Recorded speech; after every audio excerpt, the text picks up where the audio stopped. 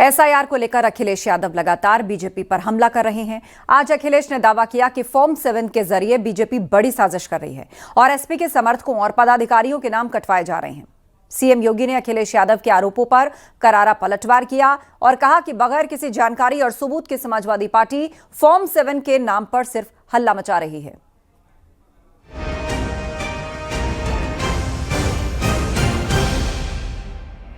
अखिलेश यादव ने एक बार फिर बीजेपी पर विधानसभा चुनावों से पहले वोटर लिस्ट में बड़े पैमाने पर धांधली करने का आरोप लगाया। अखिलेश का दावा है कि फर्जी हस्ताक्षरों के जरिए फॉर्म 7 भरकर एसपी के समर्थकों पदाधिकारियों के नाम काटे जा रहे हैं। इलेक्शन कमीशन या जो भी प्रोसेस हो रहा है उसका डेटा शेयर किया जा रहा है, उससे डेटा शेयर हो रहा है, तभी वो टारगेटेड कर रहे हैं। उन्हें पता है कि इस बूथ पे कटवाना है, लेकिन प्रोफेशनल लोग हैं, वो जमीन पे नहीं जानते। इसीलिए मान लीजिए बिधुना विधानसभा में हमारे ही नगर अध्यक्ष के दस्तखत से हमारे ही वोटर का वोट काट दिया, तो स्वाभाविक पकड़े जाओगे आप। सीएम योगी ने अखिलेश के आरोपों पर करारा पलटवार किया। सीएम योगी ने कहा कि समाजवादी पार्टी फर्जी वोटर बनाकर फॉर्म 7 के नाम पर हल्ला मचा रही है। समाजवादी पार्टी इसको जबरदस्ती अपना वोट बैंक बना करके इनके नाम पे फर्जी पोलिंग करती थी और इसीलिए चिल्ला रही है कि फॉर्म 7 के नाम पर फर्जी काम हो रहा है।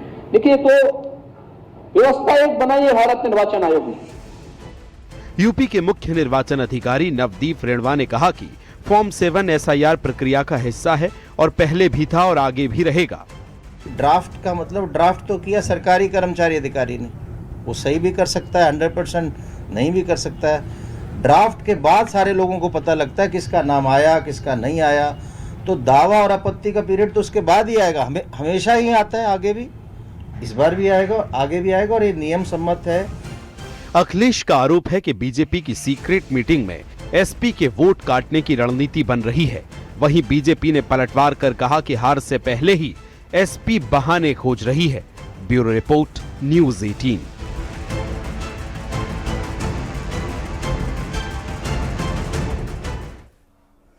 समाजवादी पार्टी ने एक बार फिर एसआईआर पर सवाल उठाए। समाजवादी पार्टी के नेता शिवपाल यादव ने कहा फॉर्म 7 को बीजेपी के लोग ही बांट रहे हैं। जहां बीएलओ अच्छा काम कर रहे हैं वहां बीएलओ को हटाया जा रहा है। उन्होंने बीजेपी के लोगों पर बीएलओ को धमकाने का भी आरोप लगाया। शिवपाल यादव ने आरोप लगाया कि थाने में एफआईआर नहीं लिखी जा रही। 7 को ये भारतीय जनता पार्टी के लोग ही ये फार्म बांट रहे हैं और सरकार करा रही है। और मुझे तो ये भी मालूम है लखनऊ में कहाँ छप रहे, नोएडा में कहाँ छप रहे और छप के सरकार बंटवा रही है। तो ये सब सरकार ही करा रही है। और देखिए, जहाँ जहाँ बीएलओ ठीक काम कर रहे हैं वहाँ पर बीएलओ को हटाया भी जा रहा है और भारतीय जनता पार्टी के लोग धमका भी रहे हैं। लखनऊ में आज कांग्रेस नेताओं पुलिस के बीच तीखी झड़प देखने को मिली। दरअसल कांग्रेस पार्टी के नेता विधानसभा घेराव करने की कोशिश कर रहे थे।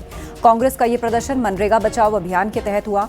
दरअसल कांग्रेस के कार्यकर्ता जी राम जी कानून का विरोध कर रहे हैं और कांग्रेस के कार्यकर्ताओं ने यूपी में लॉ एंड ऑर्डर का भी मुद्दा उठाया। के खिलाफ कांग्रेस का एक कार्यकर्ता डटकर खड़ा रहेगा।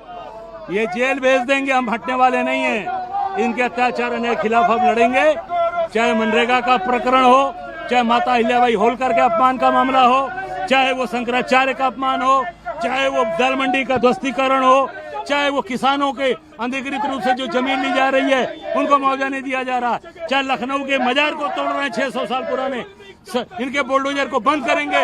इनके अत्याचार के खिलाफ कांग्रेस का एक कार्यकर्ता, बब्बर शेर कार्यकर्ता सड़क पर उतरा है और इन सरकार का विरोध करेंगे।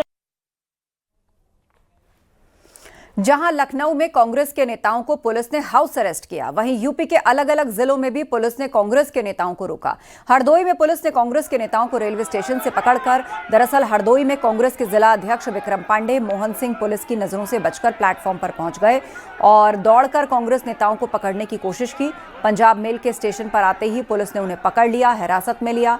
तो रायबरेली में भी कई कांग्रेस के नेताओं को हाउस अरेस्ट किया गया।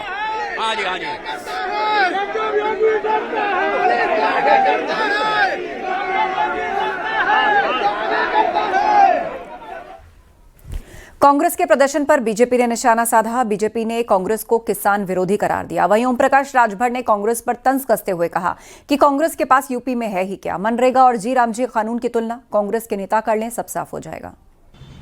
लेकिन उत्तर प्रदेश में कांग्रेस के पास है क्या कि वो धरना प्रदर्शन करेंगे। मनरेगा और जी राम जी के विषय में पहले दोनों की तुलना कर लें कि आज भी मनरेगा के मजदूर उस कानून के तहत समय पर मजदूरी नहीं मिलती थी। जी राम जी बिल में ये संशोधन है कि उसको एक सप्ताह में अगर पैसा नहीं भुगतान हुआ तो उसको ब्याज दिया जाएगा, उस मजदूर को उसकी जो मजदूरी होगी उसका ब्याज दिया जाएगा। ये इसमें है। मनरेगा में 100 दिन मजदूरी थी, यहाँ उसको बढ़ा करके 125 दिन की गई है। जो 60 दिन की दोनों सीजन में किसान का टाइम होता है, तो उस समय जो मनरेगा के मजदूर हैं उनको किसानों के यहाँ काम करने के लिए उस समय जी राम जी बिल में प्राविधान है कि उस समय उनको विकसित भारत जी राम जी योजना का विरोध करके कांग्रेस ने आज अपना किसान विरोधी चेहरा फिर से उजागर कर दिया है। दरअसल किसानों का हित कांग्रेस से पच नहीं रहा है। इस योजना को कांग्रेस और उनके नेताओं ने या तो पढ़ा नहीं है या जानबूझकर किसानों के विरुद्ध ये षड्यंत्र कर रहे हैं कांग्रेस के लोग।